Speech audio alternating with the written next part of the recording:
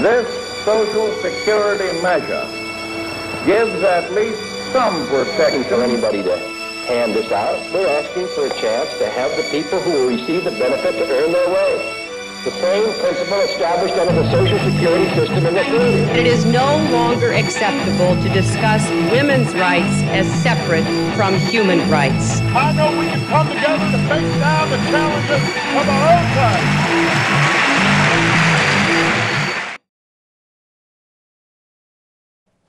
Welcome back to the Democrats. I'm David Campbell, Democratic State Representative and candidate for re-election from Ward 6.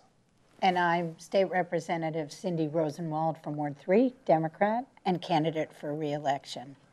Today we're here to talk to the candidates from Ward 3 in Nashua, the Democratic candidates, and with us is Brian Rhodes. Brian, how are you today? I'm well, thank you. Great. So you're running for your third term.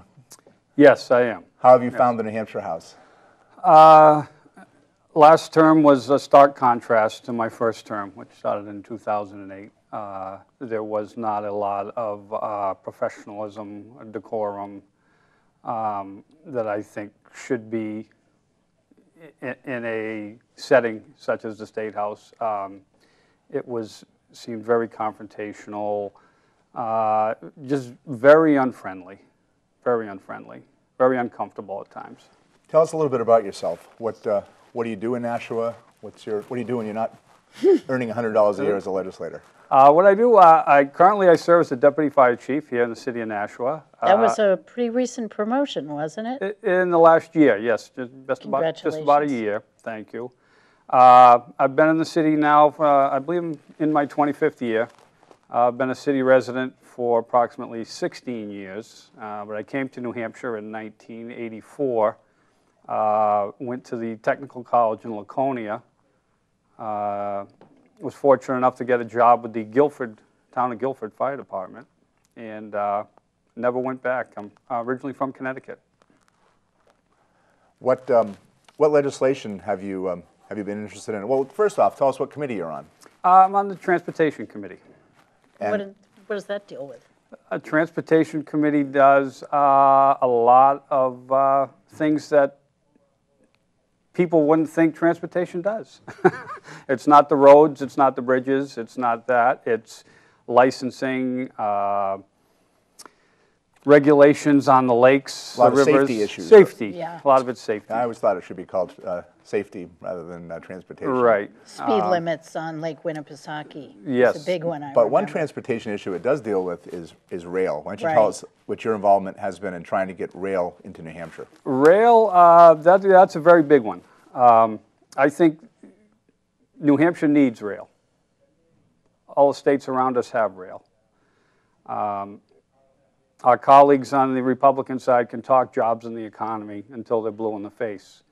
The fact of the matter is New Hampshire really doesn't have the infrastructure to handle the moving of goods and services in quantity with any efficiency. Our roads basically are north-south. We have, half the state, we have a good road east-west. We need enhanced freight, but we need passenger service. And that would come right to Nashua, right? It comes right through Nashua. I guess, the plan would be the Capitol Corridor. But it's just run into some, huge resistance up there. And I like to laugh. I jest and I say this is the Mayberry Mount Pilot syndrome in Concord that I see that, Mount Pilot's the big city and the people in Mayberry think that they get everything. And that's what happens in Concord. All the small towns and communities say, well, if Nashua wants it, let Nashua pay for it. Now, as I understand it, passenger rail is one of the key initiatives of Nashua's business community and city government. So the Nashua Chamber, all of the small businesses who have spoken on the issue, and the mayor have been very clear that passenger rail is important to them. Is that right? The city governments of Nashua, Merrimack, the Chamber of Commerce, the Greater Nashua Chamber, the Greater Manchester Chamber, all were huge supporters of this initiative, based upon what their business community was telling them. That's what they do, their business. Brian, you've been a champion of this. You spoke many times on the floor of the House on this. What happened with the legislation this past? The governor vetoed the repeal legislation of it, and we were able to hold it off. We were able to sustain his veto. So the study committee is still, the transit authority is still in place. It's just the current majority is not going to make anything easy. So basically, the House killed the bill, or Yes. kind of killed rail. But the governor vetoed it, and there wasn't enough votes to override it. But really, the Republican majority in the House has been against rail. Oh, they have, and this is Nashua, and we have a responsibility to the state, but we have a big responsibility to our community and our city. And the representatives in the majority from the city of Nashua can tell you, until they're blue in the face, that they backed commuter rail when they really didn't. They voted for it, but they knew it wasn't going to go through, and they didn't want to create political suicide, so to speak, with the business communities in Nashua. And therefore, if you look at the voting records on this particular bill, you'll see that the vast majority of the Nashua reps were for it. But when you really dig into the weeds, it was all smoke and mirrors. As I walk around and talk to people, rail consistently comes up, unprompted, from constituents that I interact with who say, passenger rail really matters to me. It will improve my quality of life. And it shouldn't be a partisan issue. It is one of those issues that's good for the city, and both parties should, and many have supported it. Absolutely. I mean, as recent as, I think it was a week or two ago, the Boston Globe did this story on how great Nashville was.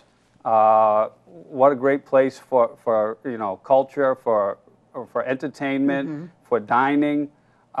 Just think how much better it would be if people from the city could get here on a train who don't have cars, and vice versa. All the studies are showing, the young professional, they want access to this stuff.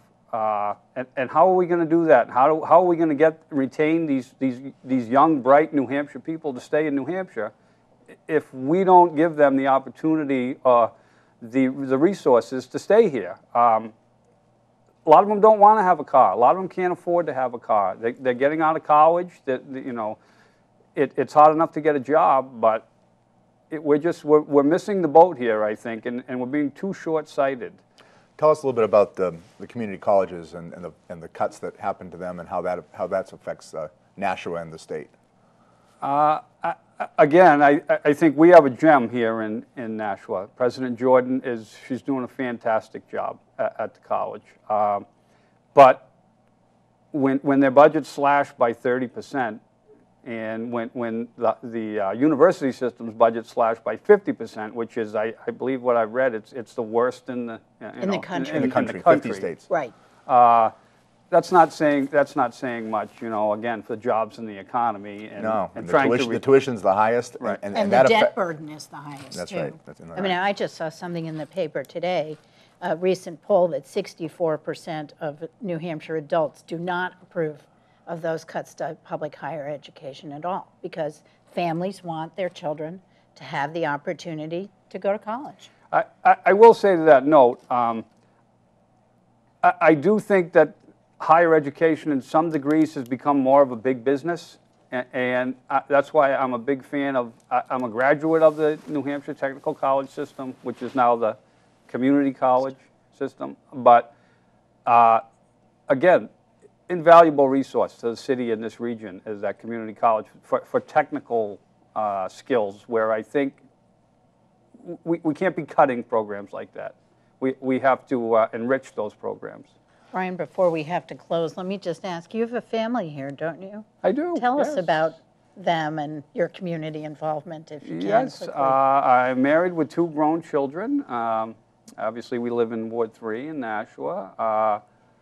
I've been a long sports coach in the city, starting when my son was in T-ball. I worked up through the Nashua North Cal Ripken League, My last coaching foray was at Bishop Girton High School, where I coached girls volleyball for 4 years. Oh, great. That was a few years ago, and my daughter was there.